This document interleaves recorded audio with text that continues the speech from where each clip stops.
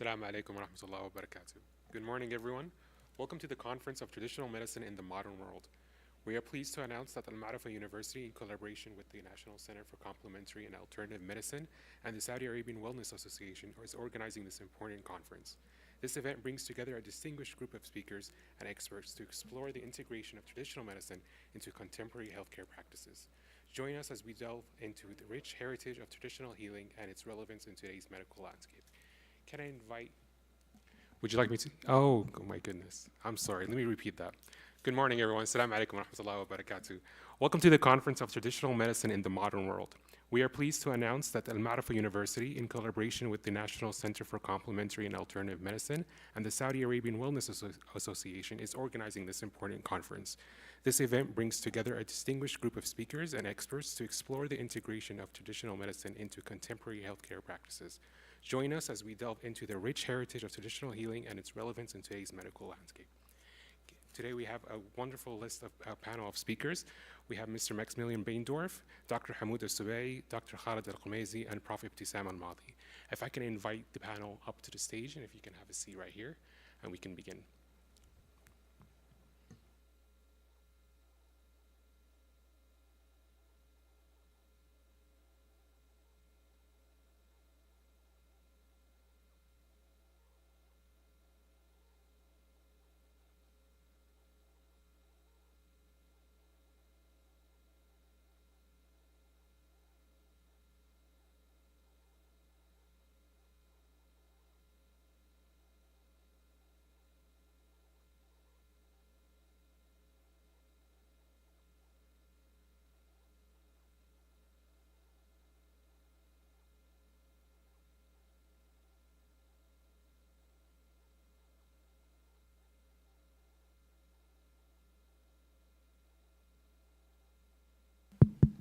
Assalamu alaikum. Good morning, everyone.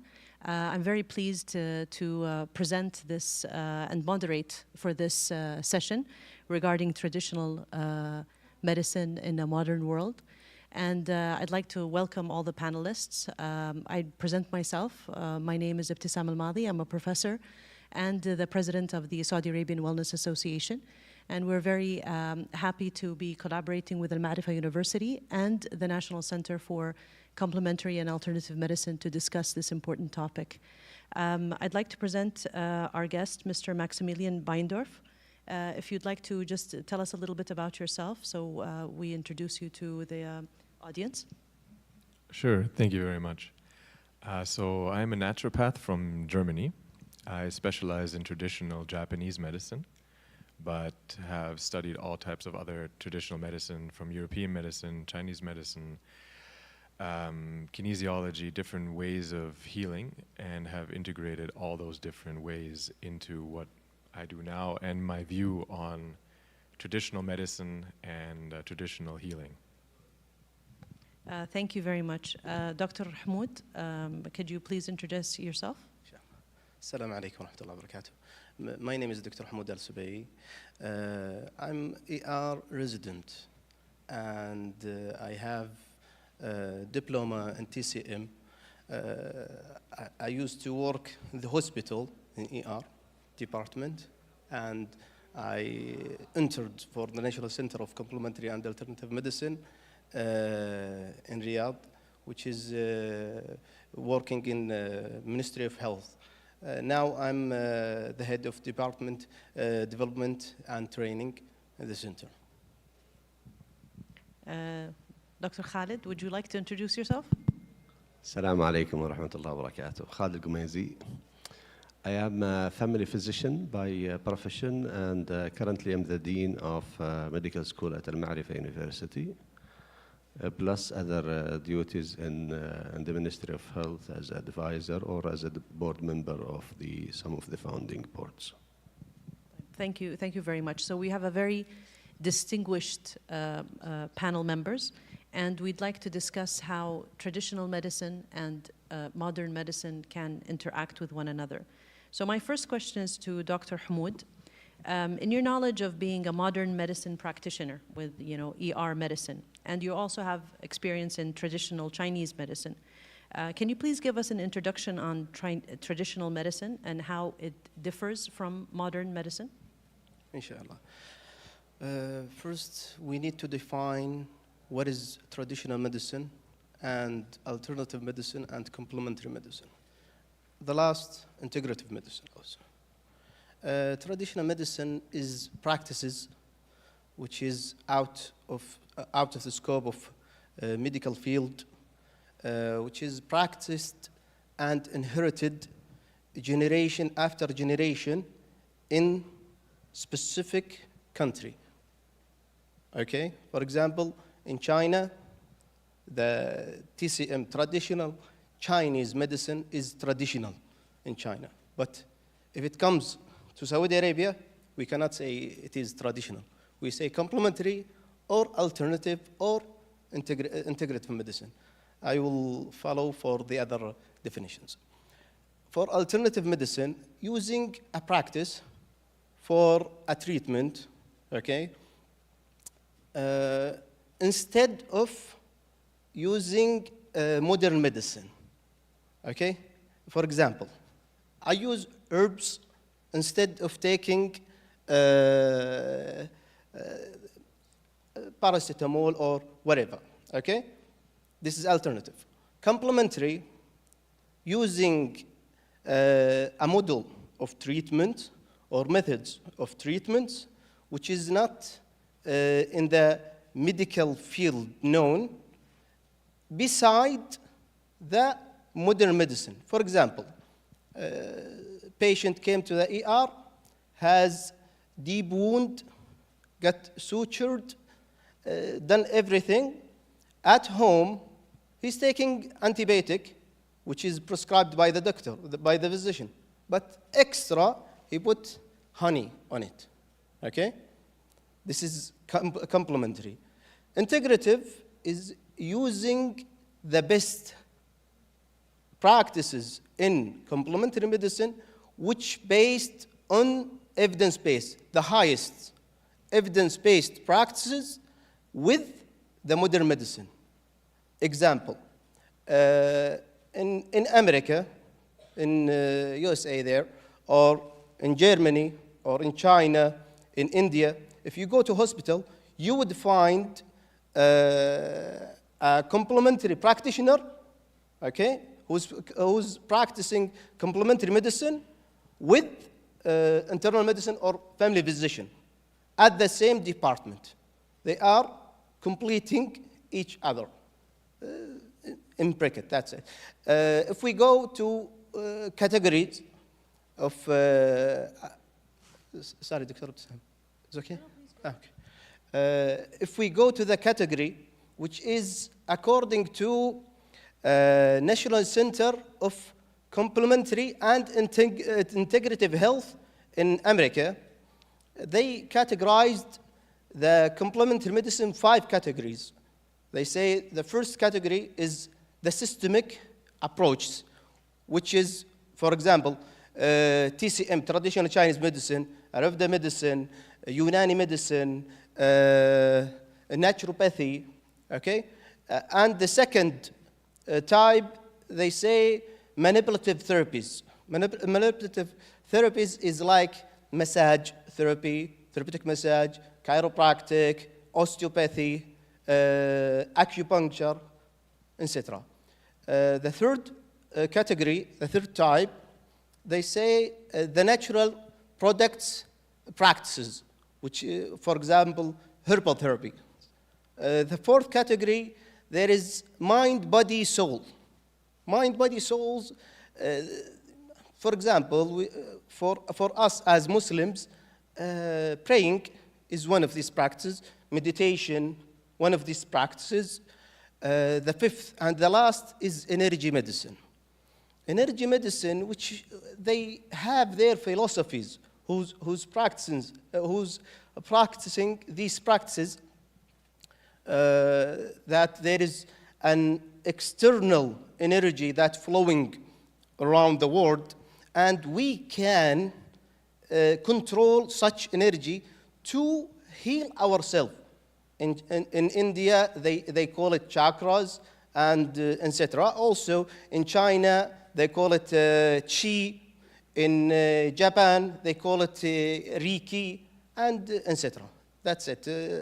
I think these are the most important things to start with, so we can say the next things about it. Thank you so much, Dr. Hamoud. That was very informative and very summative to tell us about traditional medicine and introduction.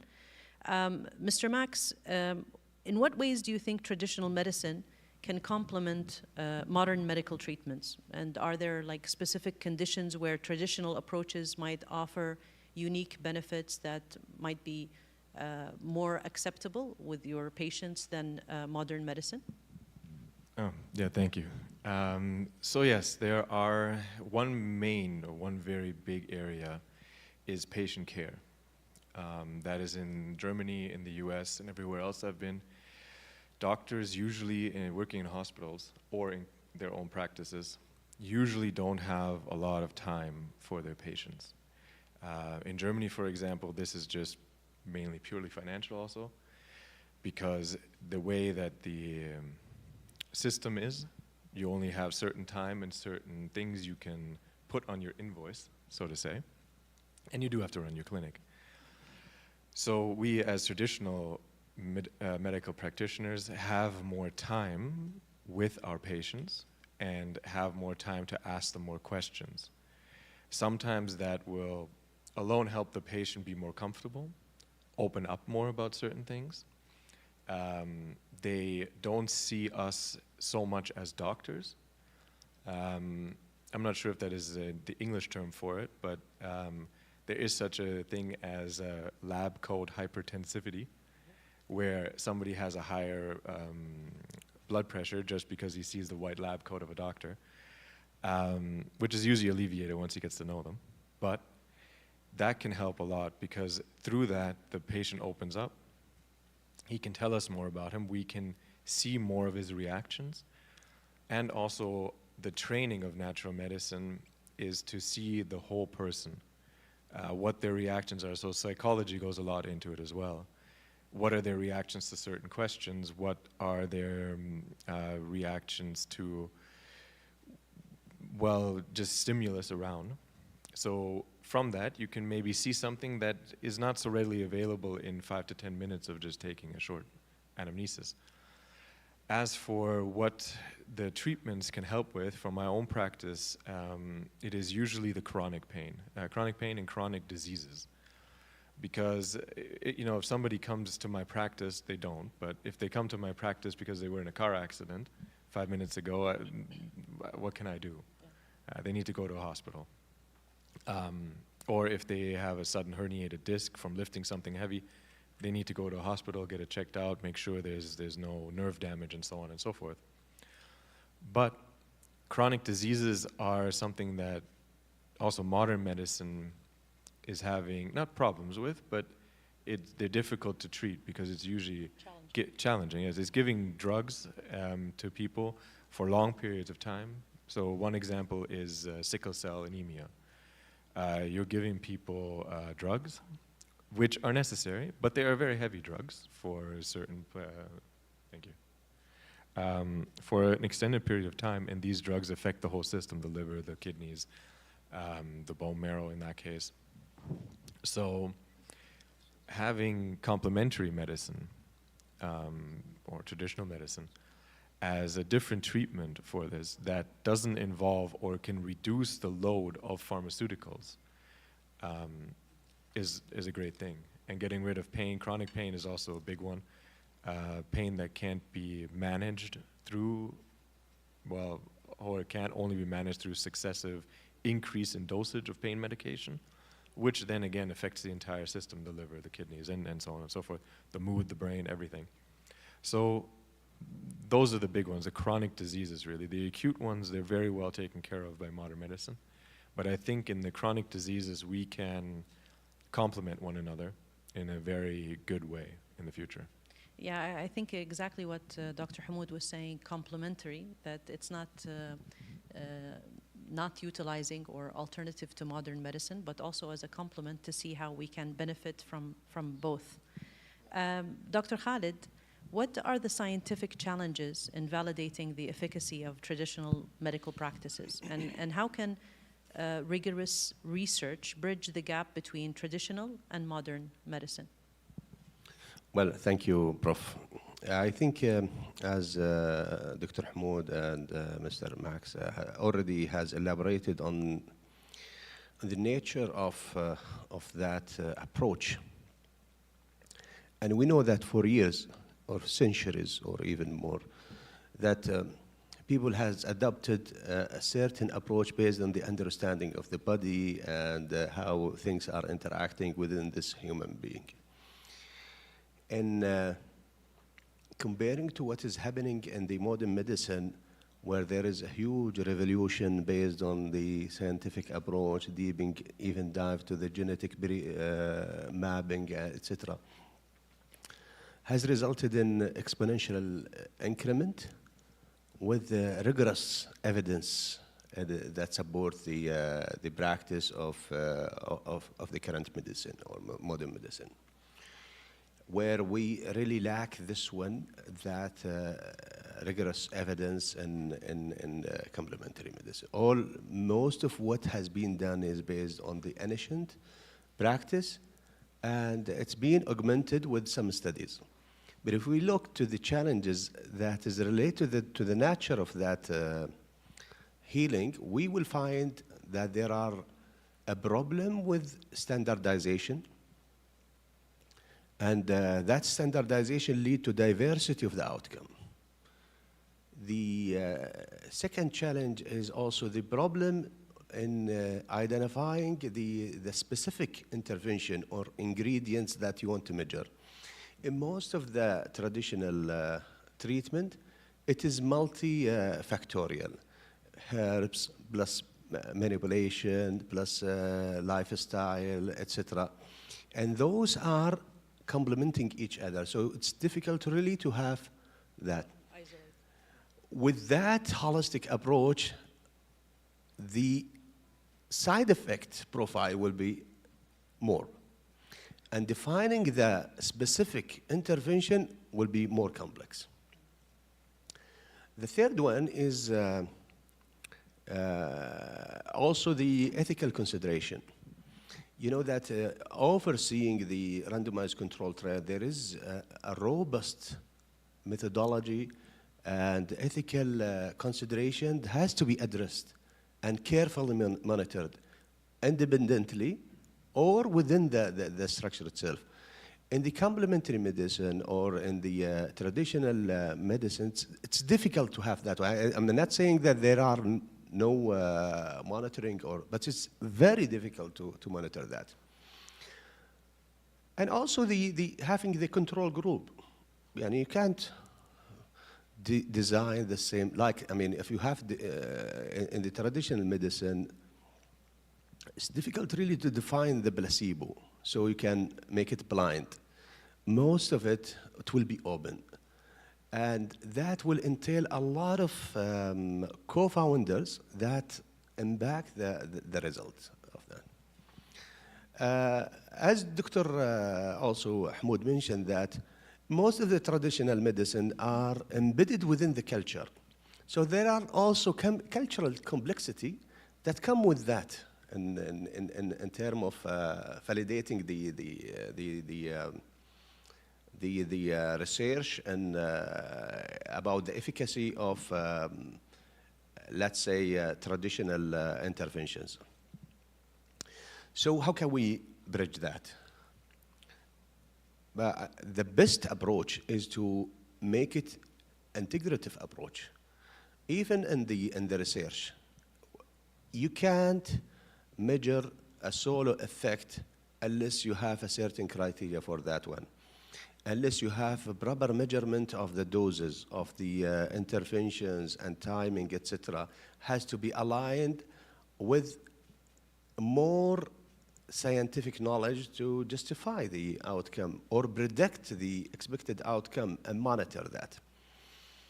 The second one, we have to have a unified policies that govern the intervention. Today, most of the, if we rank the evidence, most of the evidence is either case report, case series, or observational studies, which is the weakest evidence in the hierarchy of evidence.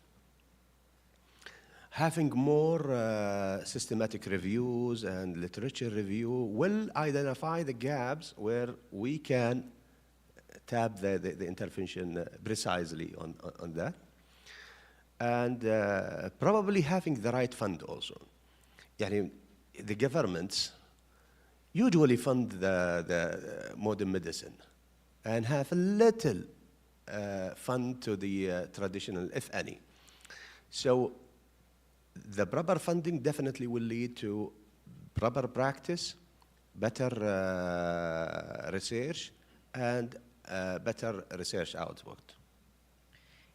Thank you, Dr. Khalid. I think also personalized medicine and the personal effect and what Mr. Max was saying, that the interaction with the patient might have a little bit more of an effect. So that also compounds the issue of standardization.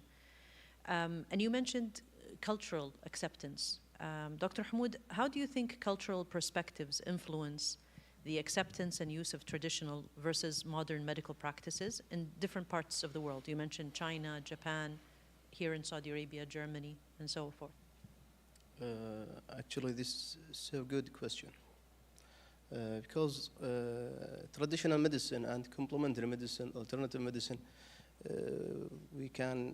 these names are alternatives to each other's according to where they practiced and when. The culture is main thing in traditional medicine.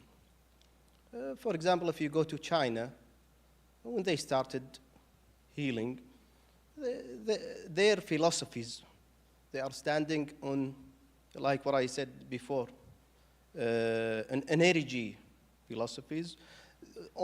They want to fill their beliefs, okay, and convince themselves that it is related to something, to a specific or health issue. For example, they believe in China, in their culture. They believe that there is an energy flowing around us. They call it qi, and they can bend this energy and heal themselves, okay? According to what? According to meridians in our bodies. These meridians are linked to internal organs, okay? How they treat according also to their way in taking history, okay? They check the pulse, the tongue, and they according to their diagnosis also, they relate it to dampness or to our fluids in the body, dryness, or is our body is more wet, in such way. This is one. In India, also the same. But if we come in Saudi Arabia also, in our culture, is Islamic culture, mostly. In most Arabic countries, is Islamic culture. If we want to take their knowledge, okay, and their practices, how they use their treatments way, we have to filter it. Why? Because there are some intelligence safety, okay, in each country. Why? Now, for example, if someone comes and sees someone bowing, okay, doing salah, okay, and say, this is exercise, I'm doing exercise. For us, as a Muslim, we will say, no, you are praying. You are doing praying, right? The same with yoga. If someone comes and doing these postures, okay, in yoga, and they say, no, I'm doing exercise. No, this is a rituals and a praying ways in India. based on their beliefs. They believe in something. They believe in higher power, okay, according to their knowledge. And they practice such ways in stretching their bodies and meditations, believing that they are nurturing their internal organs and energy channels, which they call it chakra, okay, and nadis, to how can I say it, to raise, and they can contact with God. In between brackets, what is the meaning of yoga? Yoga means connecting with higher being. That's it. Literally, this is the meaning. But if we want to take it as an exercise, we have to separate the beliefs which the Indian, they believe in. What I'm talking about, the Hinduism. I'm not talking in India, there are Muslims, and what I'm talking about, the Hinduism there. In Saudi Arabia, if we want to say to them, we say, come and practice Salah. They will reject it immediately. Because what? Not in their culture. So, traditional medicine must be regulated according to the culture of the country, okay, and their regulation, what is suitable for them. For example, now, energy medicine in Saudi Arabia is prohibited, okay, by royal order, okay, and there is penalty for who would practice it and do advertisement or give training. Okay, in short, I don't want to take more time. I think, is it clear? Yeah, I think it's a very interesting subject to talk about the cultural differences and the beliefs that are associated with traditional medicine. But Mr. Max, you talked about the economic factors that affect modern medicine and how much time a medical practitioner can spend with the patient.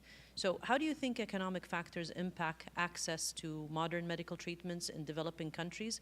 And also, can traditional medicine serve as more accessible alternative for these developing countries, for example? Yes, definitely.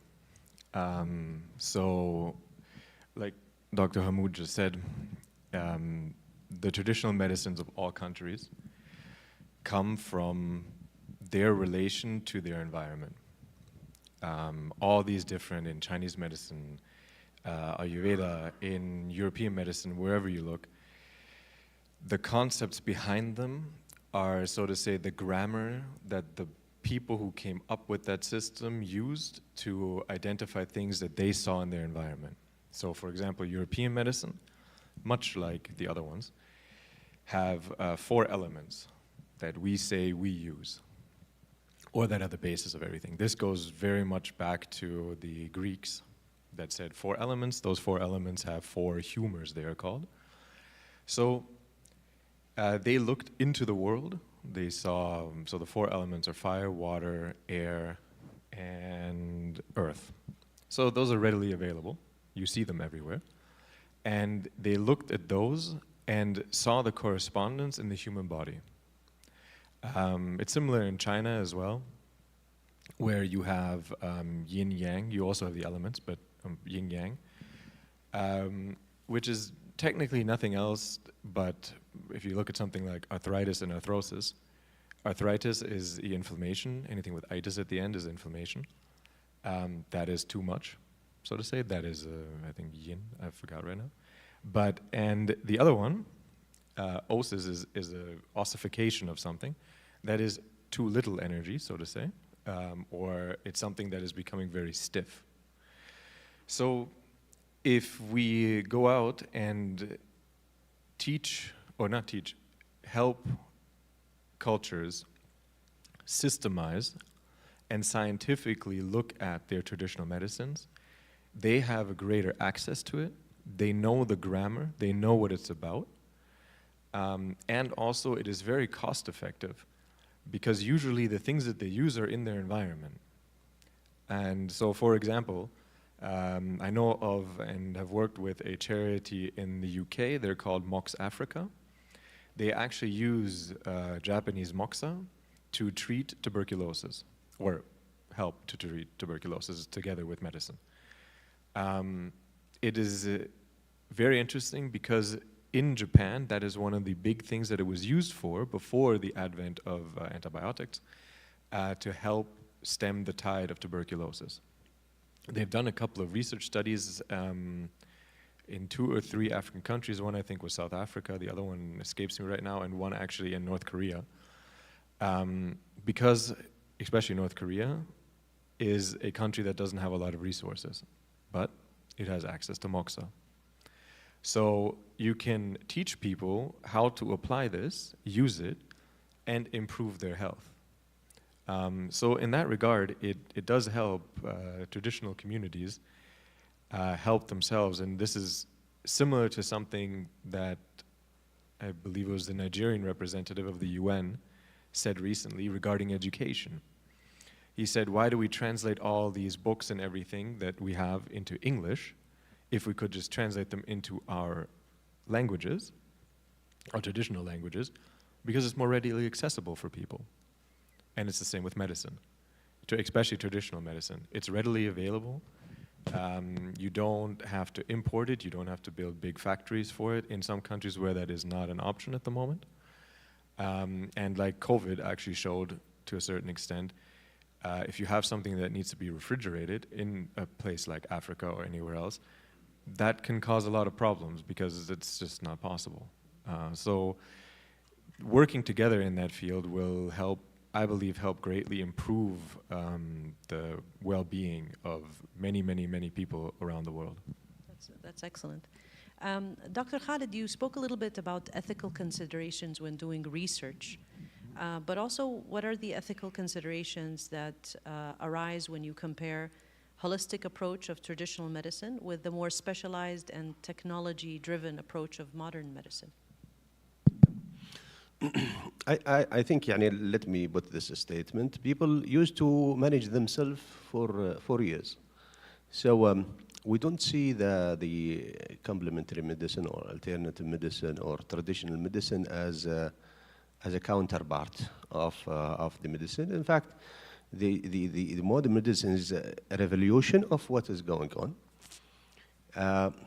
But because of the complexity of both, and also the coexistence of two practice in every time based on different or several factors, this is what has resulted in. So if we, let's take that scenario. If we want to conduct any research or practice either type of medicine, definitely the patient has to know what is the treatment, what are the side effects, what are the expected outcome. In the modern medicine, there are more information in that, and it's related to the not because of the approach only, but also of the revolution behind it, which is the scientific revolution that fully understand or almost fully understanding the body system. While in the other side, most of the expected outcome, whether short term or long term, cannot be predicted precisely. And we don't know the factors that contribute to healing in the same understanding that we have it in the traditional or in the modern medicine. The second one, Dr. Hamoud, he has mentioned this one, and also Maximilian also elaborated on the cultural sensitivity and importance, because it is deeply inherited in that one. So there is ethical consideration whether doing this one is part of the religion or not. Does it have something, a sequelae of doing that one, not only the health, but also the social, the mental, spiritual circumstances? The other ethical challenge, I think, is the access and equity. If we're talking about the access, in most of the, let's say, underserved countries, the access to traditional, whatever is the organization of that tradition, is more compared to the modern medicine because of the resources, the supported services, etc. So we have a problem and huge variability in the access and equity in both systems. The collaboration. We see the traditional healers or the practitioner of complementary medicine as a opponent, illiterate. They have something that they do. And vice versa also. They see us that we are driven by drug company and big pharma, and we are working for them. We are not paying attention for the healing. So I think integration and collaboration between the two groups will lead to better understanding of that. And the other also ethical problem, it's considered or related to the long-term effect and the immediate effect. And most of the traditional healers, they don't pay attention to the long term or to the complex outcome. And also, in modern medicine, we don't fully understanding that. That's why in stage 4 or phase 4 of trials, we withdraw medication from the market because we have discovered lately some side effect or even some fatal sequelae. The last one probably is related to the evidence. The more evidence we have, the better the understanding we have, so the more confidence in our approach. Lacking the evidence or lacking the learning cycle that generate the evidence will complicate the practice. And I think, as you said, having collaboration between the two and complementary access to the two prevents denial of a patient for treatment that might be unethical to deny the treatment. Going back to Mr. Max, in what ways do you think traditional medicine's emphasis on prevention or whole body wellness differ from modern medicine's often reactive approach to treatment? And you mentioned that if you have an acute issue or a car accident, you should go to a modern medical facility. But how do these differ? So that is actually one of the, for me personally, I think, one of the other ways in how traditional medicines can complement modern medicine. Because modern medicine comes from a time and has developed out of a time where there were a lot of different diseases that came up and new and different ways to treat them without looking at the environmental factors, because that wasn't yet fully understood or just wasn't the time for it. Now, due to more recent research, there has been more knowledge and more basis for what the environmental factors are that go into a person becoming sick. So it's not just, so something like epigenetics that has become a field now that didn't even exist, I think 30 years ago, or barely existed, is now recognized as something that does work. So stressors from your environment impact you and can actually be passed on to your offspring. So in that sense, traditional medicine can help because it looks at the whole person and not just the person itself, but it looks at the environment in which they're in, their psychological state, where they live, how they live. And I've seen it in my practice countless times where there are, let's say, pain issues or other issues that they're very difficult to treat because you can tell they come from some sort of psychological place. Pain is usually one thing.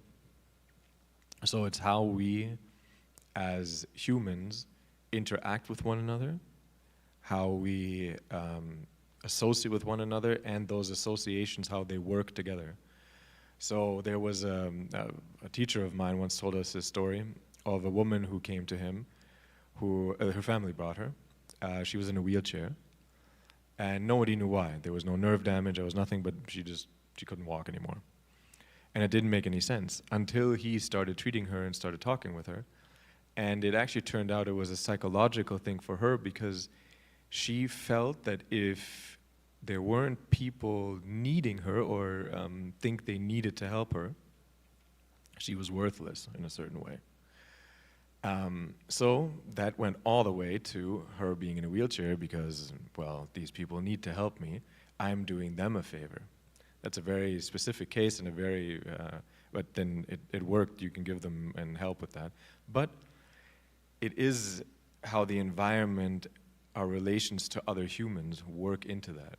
And I believe that there are quite a few problems, especially in the Western world, that come from the degradation of our societal connections, that our families are more splintered, we take less time for our friends in our family, and that leads to not only psychological issues, but from psychological issues also to issues of the body. Okay, excellent. Dr. Hamoud, can you tell us a specific example where traditional medicine practice has been scientifically validated or incorporated into modern medical treatment? And if it's something from our culture, that would be even more helpful. Like what I said before, if we go to China, we would find hospitals, the TCM and modern medicine working together, okay? Team-based care. The patient would enter and choose which clinic would go to, okay? And at the same thing, if for example, in modern medicine, internal medicine specialist seeing this patient, in the end, would give treatment, would prescribe a medication, or send the patient to TCM practitioner, traditional Chinese medicine. Such thing, why? Because the treatment is the choice of the patient. The patient would choose, okay, where to go. And instead of forcing the patient to take specific medication, no, this is one of these things the patient would do with the practitioner in China. In India, the same also. They have hospitals where the Revda medicine, Unani medicine is practiced with modern medicine. In America, also, if we go to Germany, by the way, in Germany, I would like Mr. Max, if he can give us a feedback about such a practice. For example, bee venom. I was talking with him before the discussion panel about bee venom. Bee venom now is made in pharmaceuticals products and used in the hospitals in Germany.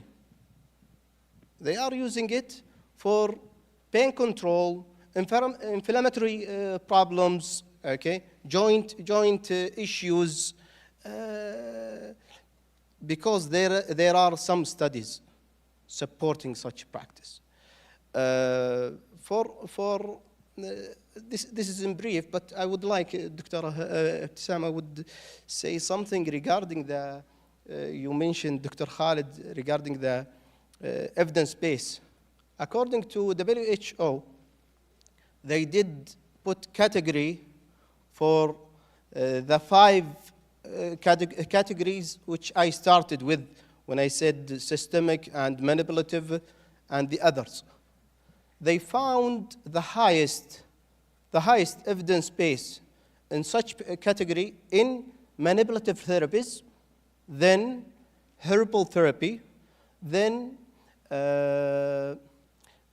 I'm not sure the third one, I think mind, body, soul, okay, and the systemic approach, and the last one is the energy medicine. what we need to understand, we need to know that in manipulative therapy, there is such difficulty to do blind studies. Manipulative therapy, you know that. Now, in herbal therapy, there are some studies are going, even in Saudi Arabia, Dr. Khalid. Even in Saudi Arabia, there are some universities are working in prophetic medicine, for prophetic medicine. There are some blind studies are going for prophetic medicine in herbal therapies. For example, black seeds therapy. That's it, in short. I don't want to take more time. Thank you so much, Dr. Hamoud. And it's very interesting to know that the patient has the choice in different parts of the world where traditional medicine and modern medicine are located in the same place, and it could also be affected through their psychological aspect. Dr. Khalid, how do you think, will there be a time here in Saudi Arabia where this can be present? So how do patient experiences and cultural beliefs can shape the trust and preference between modern and traditional medical approaches, and can this be a choice for patients in our society? This is a very difficult question because, you know, the trust, the access to care, the age, the gender, all these very important factors that contribute to that choice. And one of the also biggest hurdle in Saudi Arabia is also lack of the actual professionals. We have a lot of people really who practice complementary medicine or alternative medicine who are not qualified even to do so. That's even make the things worse. However, there are growing evidence that people are really looking for proper alternative medicine because of many reasons. Either because of the lack of efficacy of medication, and sometimes lack of the hope of the existing therapy, the different stories here and there, and the patient usually they are seeking the healing anywhere because they are suffering.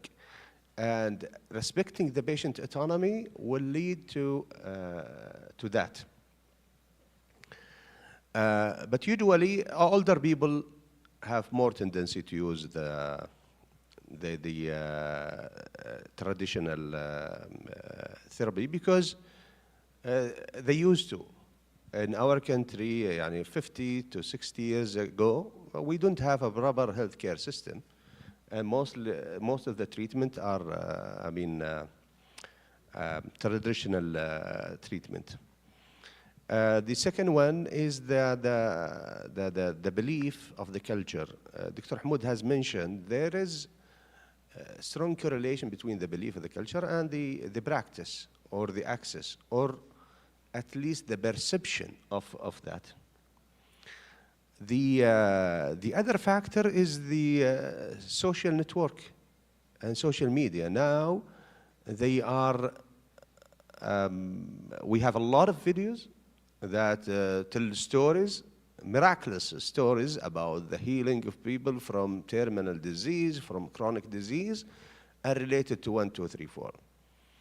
And making that healing very easy will influence the choice of people. Usually ladies are also using the traditional therapy more compared to the men.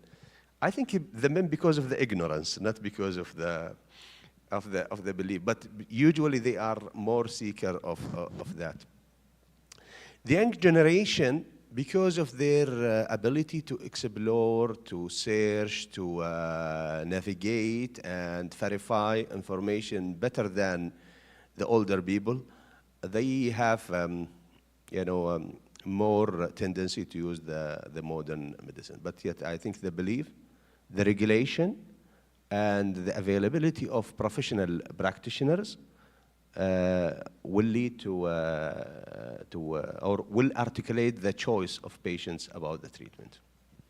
I agree with you. I think ladies have more belief, so they have a bigger belief in traditional medicine. But it also gives a responsibility to the National Center for Complementary and Alternative Medicine to regulate and to provide lots of information so that younger generation have access to information about traditional medicine, specifically within our culture, and to license and train many more practitioners in, first of all, to document our traditional practices so that we can have lots of training programs and licensing. But I come back to Dr. Hamoud as well. Do you think there are any potential risks or benefits that arise from relying solely on traditional medicine or solely on modern medicine? And we spoke about a balanced approach. How would that be much more beneficial or minimize risk of either one? Thank you, Prophet Sam. For me, to be honest, there are lots of things in my mind, and I'm trying to give the most important points for the time. Regarding using alternative medicine or modern medicine, they are completing each other. And by the way, WHO, World Health Organization, are working and pushing forward most of the countries in the world into integrative medicine to put the best practices which based on highest evidence base from complementary medicines with Western medicine, what I meant modern medicine, okay? And we are working on it, by the way, in the center with the Ministry of Health. But remember, we always say complementary medicine is not divided or separated practices away from modern medicine. They are completing each other. They are supportive. What I'm talking about, complementary medicine. I'll give examples. Now, if we see acupuncture, it is traditional, okay? Traditional practices in China. Now we see, if we have some physiotherapists or if you have some friends in physiotherapy, ask them about dry needling. Dry needling is based from acupuncture, Chinese acupuncture, okay? The benefit from acupuncture came as supportive. Now there is an evidence base. If you go to United States, you would see it practiced in the clinic from anesthesia, specialized in anesthesia, for controlling pain, okay? But like what Dr. Khalid said, the explanation, the scientific explanation is one of these challenges, but they are trying to minimize or correlate these theories. For example, if we say one of these theories they are working on and they believe on, pain gate theory, okay? If you see hijama also, cupping. Now in Saudi Arabia, cupping is medical practice at the meantime. Now, while I'm talking with you now, my friends are they give course for cupping therapy for doctors, physicians, physiotherapists, and nurses. Can be practiced as medical practice. It's not separated. It's supportive. It comes as supporting for the modern medicine. Like what Dr. Khalid also said about the availability for the products and also for the practice, even from females in the house, if they are tired, they can use it immediately. They would use ginger, okay, or any product that is nearby, okay, so they don't go to the clinic. Anyway, in short, I don't want to take more time. Complementary medicine is supportive for modern medicine, and our goal, not in Saudi Arabia only, in most of the countries, and I think 2 months ago or before 1 month, the Minister of Ministry of Health, he did visit China, and there were conference, okay, global conference for traditional medicine. Why? Because WHO is so keen to integrate the best practices, which based on highest evidence-based practice from complementary medicine with modern medicine, in short. Thank you, Dr. Hamoud. I think that's very beneficial to talk about the WHO's interest in promoting complementary medicine and traditional medicine as well as modern medicine. And Mr. Max, you just spoke about a little while ago about in developing countries the access to care. But also when we're talking about WHO's interest, we're talking about availability and access in general, and environmental and sustainability concerns as well. So how can these concerns for environmental and sustainability issues and factors, how can they factor into the debate, or not the debate, now we're talking more about the complementary aspect of modern pharmaceutical treatments and traditional herbal treatments, for example? Yes, so for example, environmental is a big thing, especially when you look at the pharmaceutical industry. Most, if not all by now, pharmaceuticals are usually produced in India. It is a huge problem in India with environmental pollution from those plants, where there have been studies done on the rivers that are near those plants, where antibiotics have been leaked or dumped, or however they got into the system, that have created superbugs in a certain way that are so antibiotic resistant that there have been people in India as well, but also people who have gone to India and gone barefoot into a river, or however they contracted it, that come back to, I know of at least one case in Germany, who came back and he's now had both of his legs amputated because there's no pharmaceutical treatment anymore. And this comes from too much pharmaceutical production, and then also not good regulations for environmentally and getting rid of those waste, so to say.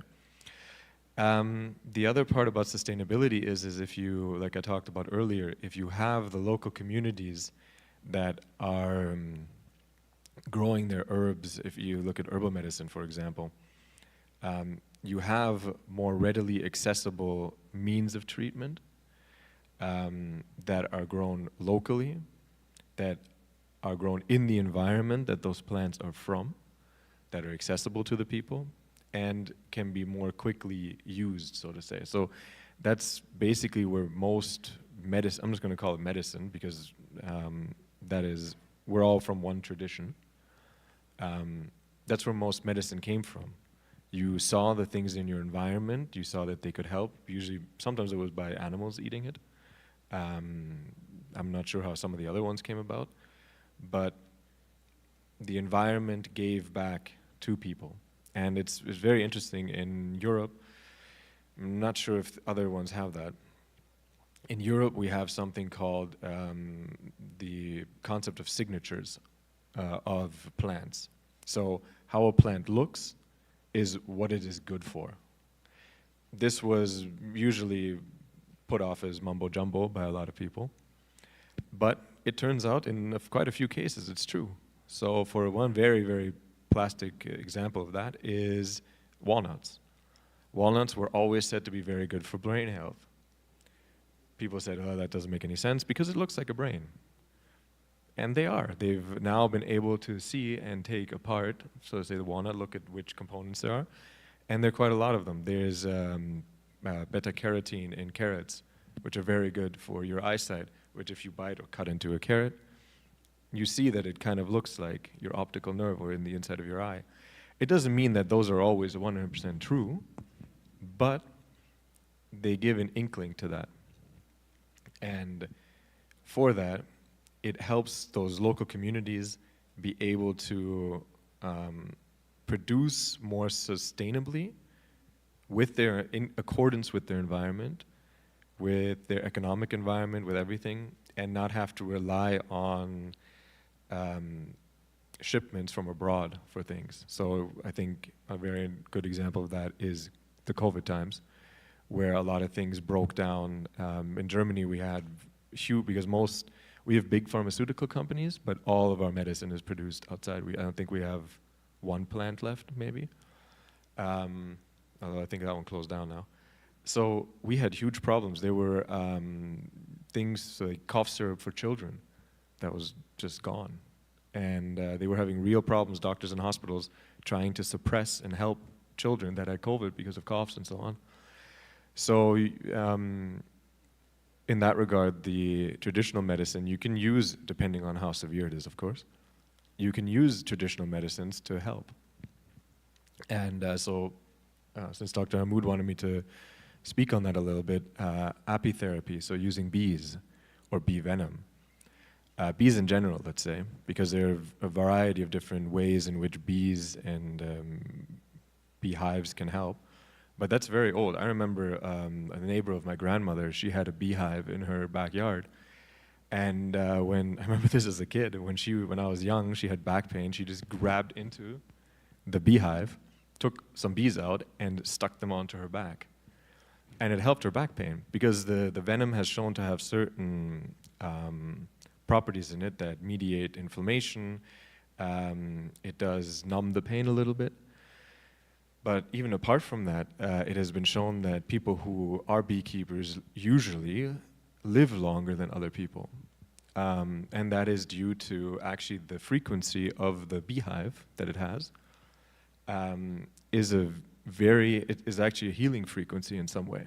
So there's now things that have been built where there are beehives underneath and you lie on top of it, and that vibration that zzz from a bee, you get that. You can also then breathe in the air from one of those beehives, and the pollen and everything that is in that beehive also helps, especially with asthma, allergies, and stuff like that. So that's very, very simple. It's a beehive. You can have those everywhere. Bees will come back. You can have them.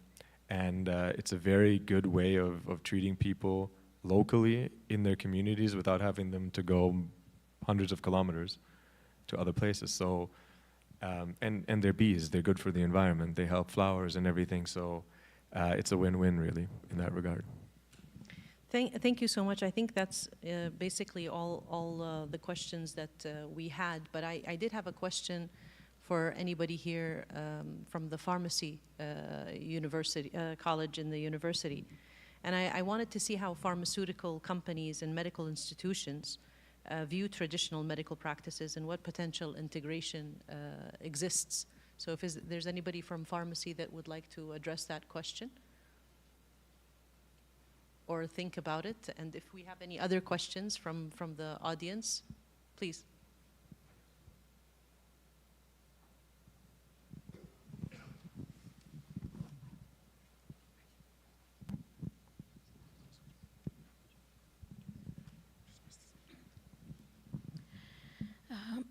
Yes, assalamu alaikum. You asked previously a question about the side effects of traditional medicine, so we didn't quite get an answer for it.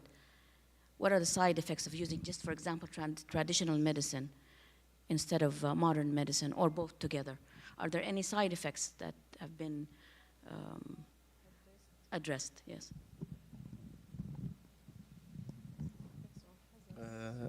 The question is broad-wide. Is there any side effect? There is. Must be regulated. That's why the government of Saudi Arabia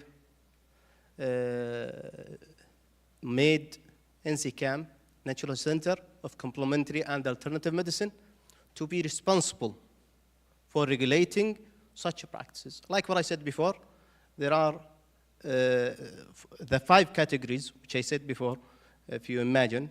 Each category has their, how can I say it, their risks and side effects.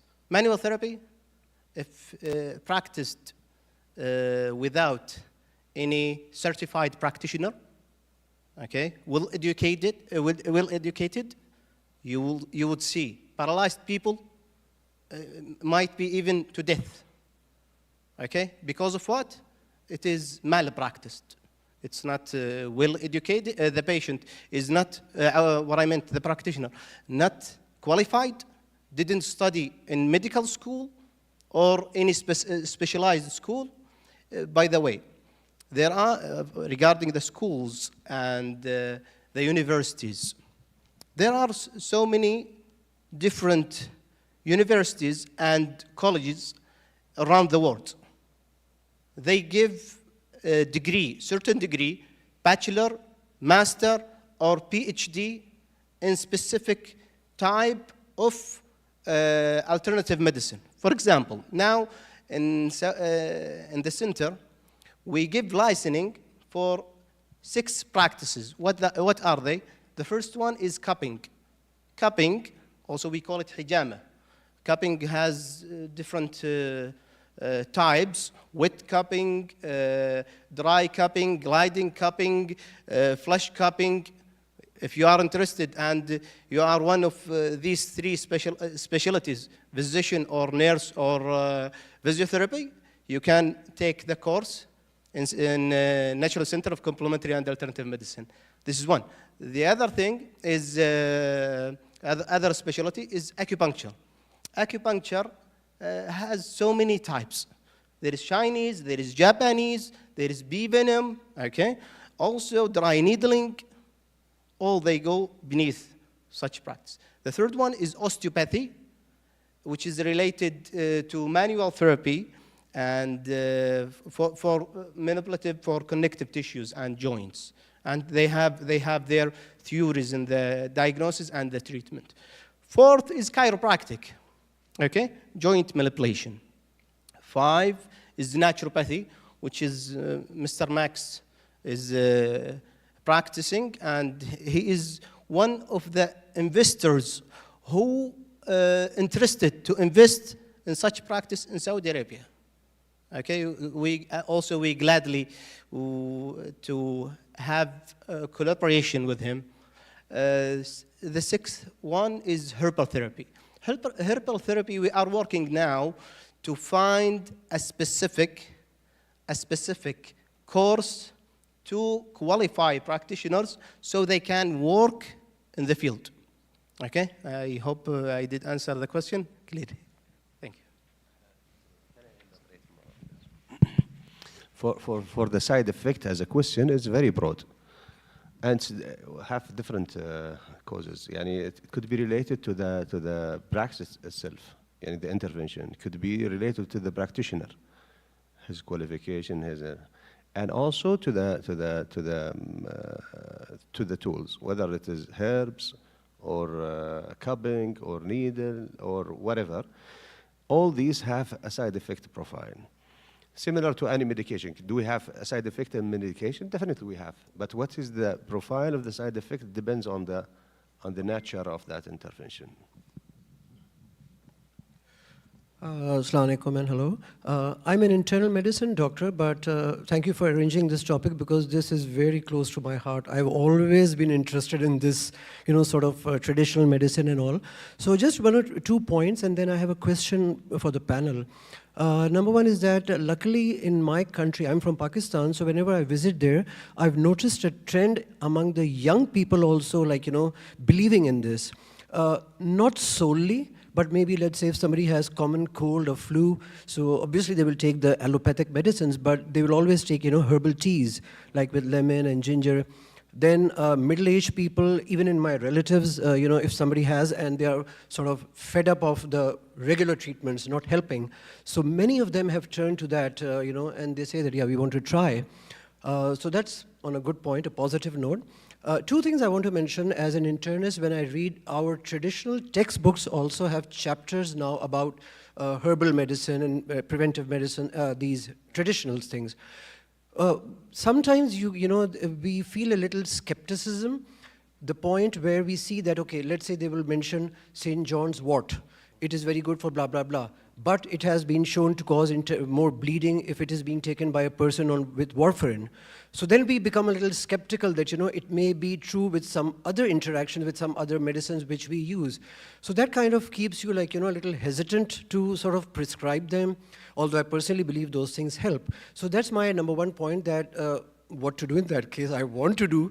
But because certain drugs are mentioned, warfarin they mention, but there may be other drugs of allopathy which have a sort of reaction with the traditional medicines. So that kind of makes us a little skeptical in prescribing them. Number two question, if the doctor can ask me, would you consider homeopathy as traditional? Which is I have a strong belief in that again, and which is, I think it comes from Germany, right? So is that considered a traditional medicine? Oh, thank you very much. I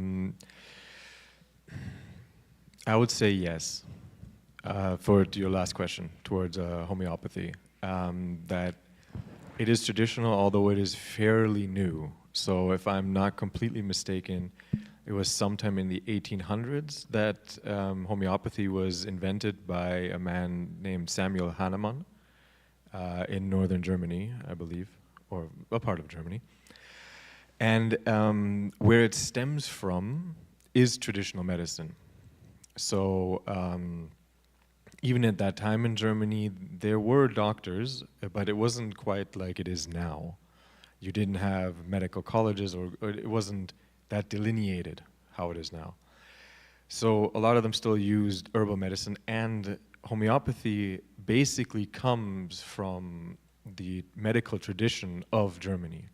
Or Europe, but Germany in very particular, because they all are all, well, the basic ones, I would say, are all plants, just in a diluted form. So one could say it is a type of energy medicine in a certain way, because what you're doing is the basic principle of homeopathy is, let's say you take a plant like arnica, which is very, very famous as homeopathy, and you dilute it in a certain way until there's not even a speck of the plant left in it. So it's pretty much just energetic. Then it's supposed to work on more psychological things. That's at least the basis of it. But it does come from that. So it was based on new technological advancements for being able to process things differently before you couldn't, and then putting them into a different form. So homeopathy, in a certain way, is a precursor to modern pills in medicine. It is to dilute something, which is the same thing that kind of allopathic medicine does. It takes certain things that are found in nature, but now that we can synthesize them due to new technology, and put them into pill form and put them into the body to have an effect. And that, the basis of it goes all the way back to what I mentioned before with Greece and our European natural medicine. It's just with the advancement of science, it helped to make that. So I would say it's somewhat traditional. It's not quite as old as the rest, but the thought process behind it is very old.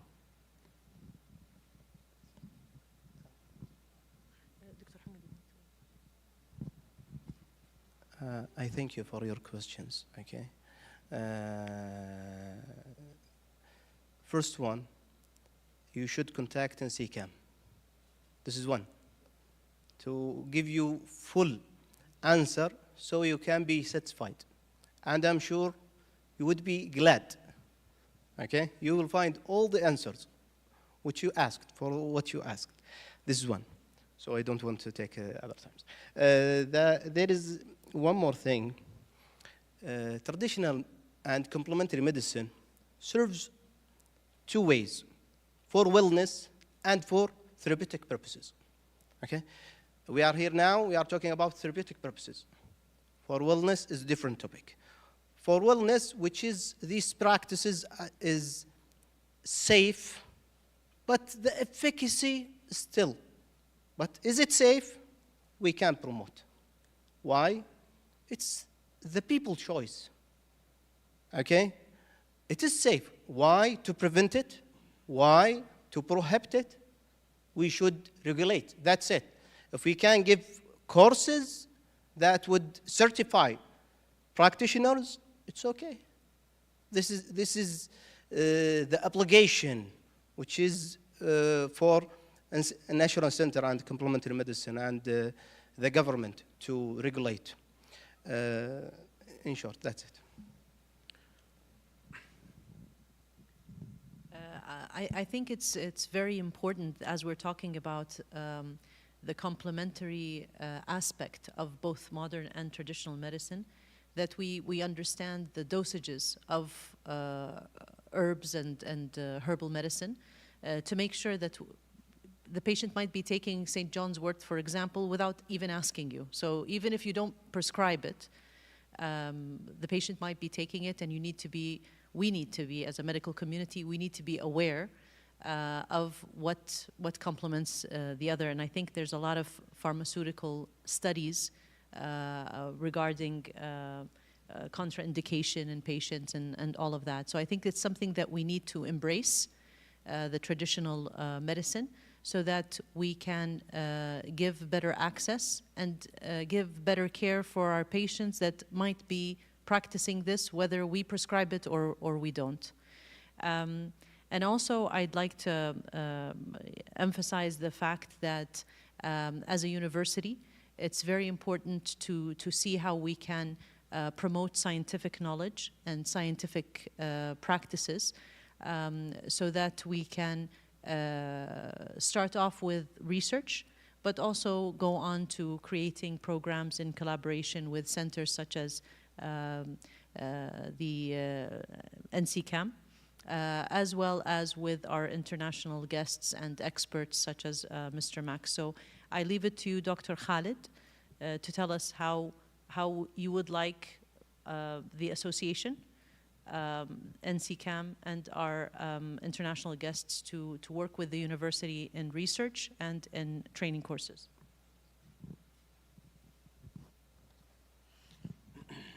Thank you, Prof. Sam. I think we have several opportunities. The first one is having a dedicated course. It could start as an elective course for our students in health professions, and that will be a very good start. It will give them an overview about the discipline or the specialty and how that will interact with their future practice.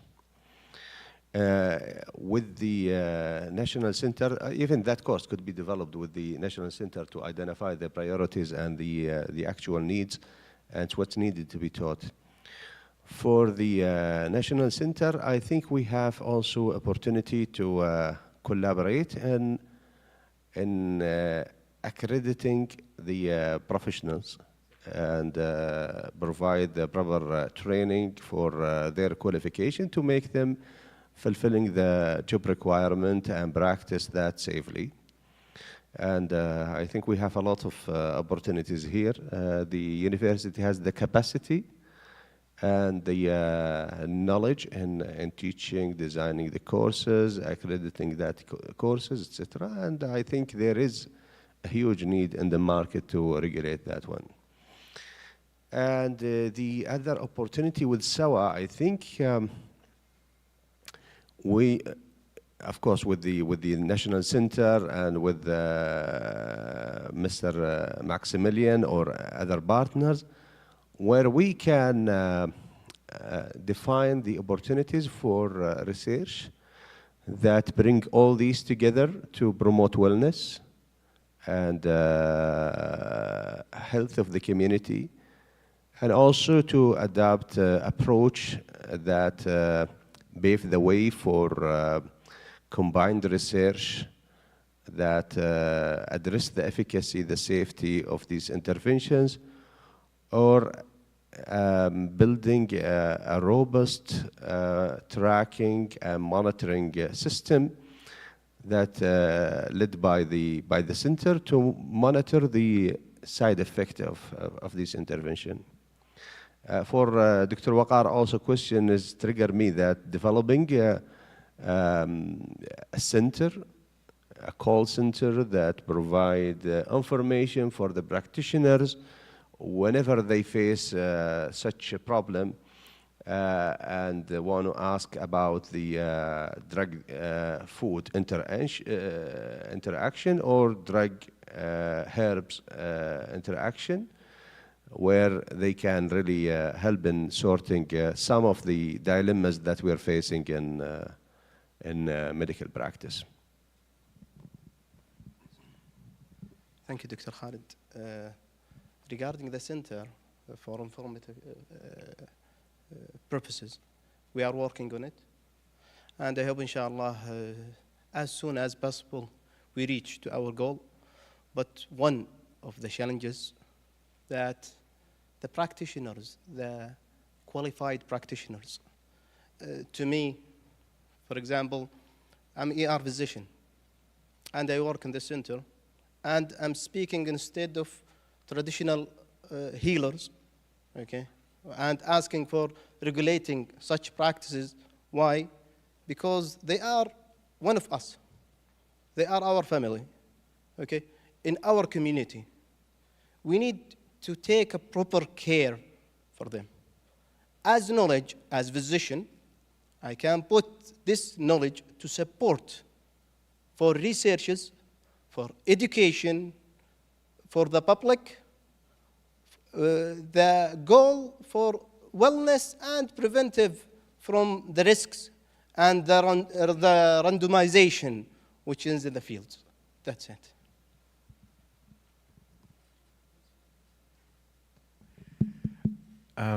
So I really liked what the two gentlemen had to say, especially about we are all one family in a certain regard. Doctors, if they are doing traditional medicine or modern medicine, it's all medicine. All we are trying to do and all that we want to do, or should want to do, is help and heal our patients. That is the utmost goal of what we do. It is why for a very long time in Europe, especially in Germany, doctors had to give the Hippocratic Oath to not do any harm. It's a very long oath. You can look it up on the internet. But it was a guideline for what you were to do as a patient, why you were doing what you were doing. And I very much would like to see, I'm not sure about here, but also in Germany, more systemization of traditional medicines and how they are done. Because for a lot of my colleagues, they are missing some real world experience with dealing with people who have massive problems, who have pain, sorrow, grief. And one thing that is very, very, very important, I feel, from my personal experience, is that a lot of traditional healers have almost no experience with death. And death is very, very important. It is a very big part of what we do. Everyone dies at some point. But if you do not have an experience with that, and with someone who is going towards that and helping them on that way, even if there's no more healing to be done, just to help them on that way, that is also medicine. Medicine is there to help us all. That is all everyone in our entire tradition has always tried to do, help people. And so in Germany, we have this term that is usually used by colleagues of mine that calls modern medicine school medicine, so to say. It is used as a somewhat derogatory term because it said it's too schooly, it's too academic. But they don't know where that actually came from. that term. That term was actually coined at the beginning of the 20th century by a doctor who was a doctor, but also someone who was very, very proficient in especially herbal medicine.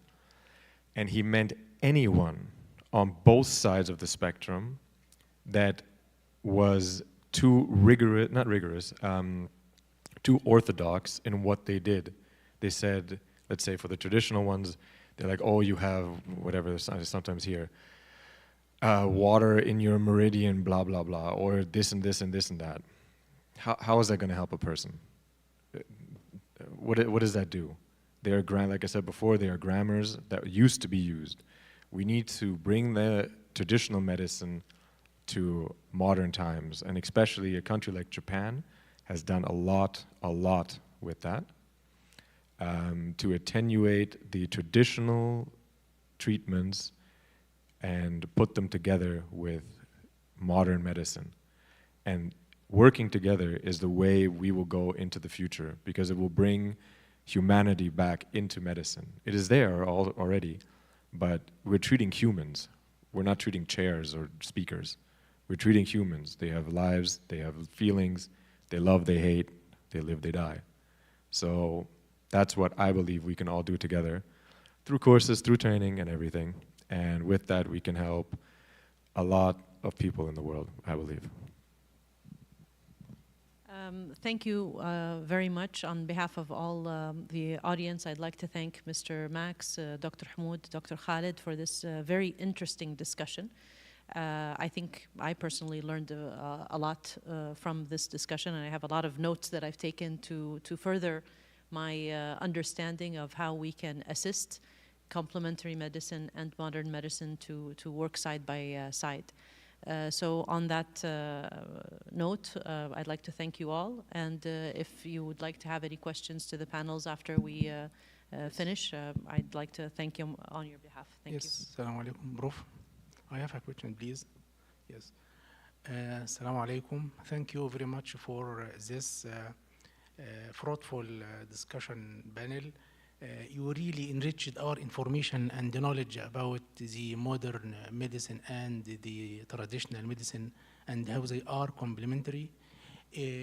Furthermore, from my position as head of basic medical sciences, I am thinking how to incorporate the concept of traditional medicine in our curriculum, because as Dr. Hamoud said, that this practice is widely used in international hospitals, India, in China, in Germany, USA. Thank you very much. My question is, what is the perspective of the international organizations about the concept of traditional medicine? Is there guidelines or rules which govern the practice of this behavior or maneuver? Thank you very much. I thank you for this question. You did ask a so professional question.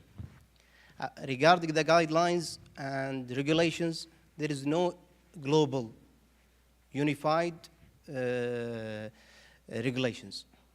The regulations, like what I said in the beginning, it depends on the country. The WHO gave us a benchmarks, okay? Now, if you go to the website and write benchmark of acupuncture, WHO benchmark of acupuncture, benchmark of chiropractic, osteopathy, naturopathy, Unani medicine, okay? You would find it. But these are benchmarks, that's it. You can only adapt it according to regulations in your country. This is what we are doing in Saudi Arabia also. National Center of Complementary and Alternative Medicine working keenly on putting the best practices and the most safe for our community and for the whole people. You know what I'm talking about? This is one. You did mention about the schools, the teaching. There are, like what I said, there are schools, there are colleges, there are universities for specific practices for specialties. In Saudi Arabia now, there are some universities they give such topics. For example, in King Saud University, I did meet one professor from one of the colleges in the for cognitive pharmacy. Okay, she told me they teach Ayurveda medicine and Chinese medicine to their students. Why? To make them to understand what is related to such practice. So when they start practicing, they understand what is happening in the world. What do they need to do for collaboration between such topics? I don't want to take more time. I hope I did answer the question briefly.